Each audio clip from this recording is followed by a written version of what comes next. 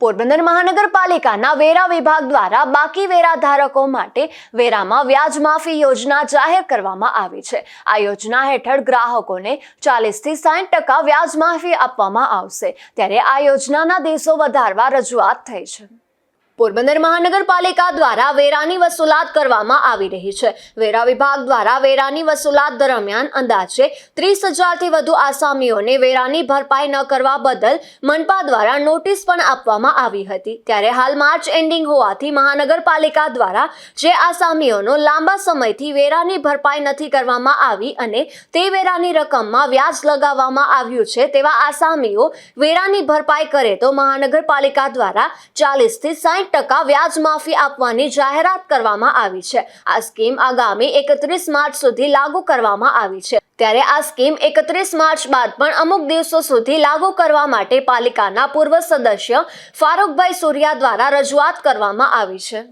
વ્યાજની રકમ 18% જેવી ઘણા બધા ગ્રાહકોની કોઈની 1 વર્ષની, કોઈની 2 વર્ષની, કોઈની 3-4 વર્ષની ચડેલી છે। તો જ્યારે આ વ્યાજ માફીની સ્કીમ આવી છે પણ હવે ખૂબ જ ટૂંકો ગાળો છે। આજે 27 તારીખ થઈ ગઈ છે। 31મી માર્ચ સુધીમાં જે લોકો આ બાકી રકમ ભરી આપે એને રેસિડેન્શિયલમાં 60% અને વ્યવસાયમાં 40%, એટલે 60-40ના રેશિયામાં વ્યાજ માફીની સ્કીમ જે મહાનગરપાલિકાએ પ્રજા સમક્ષ મૂકી છે એ આવકારદાયક છે, પણ ખૂબ જ ટૂંકો ગાળો છે। એટલે બને એટલી વહેલી તકે આ રકમ ભરી આપવામાં આવે એવી પ્રજાએ ખરેખર તકેદારી લઈને આ વ્યાજ માફી સ્કીમનો લાભ લેવો જોઈએ। કારણ કે 18% જેવું વ્યાજ જે ચરેલું છે એ 60% જેટલી રકમ એમાંથી બાદ થઈ જાય છે।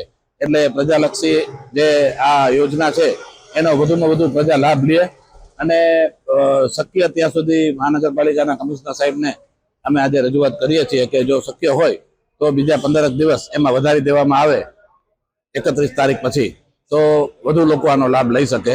પણ એની શક્યતા કેટલી છે એ નક્કી નથી।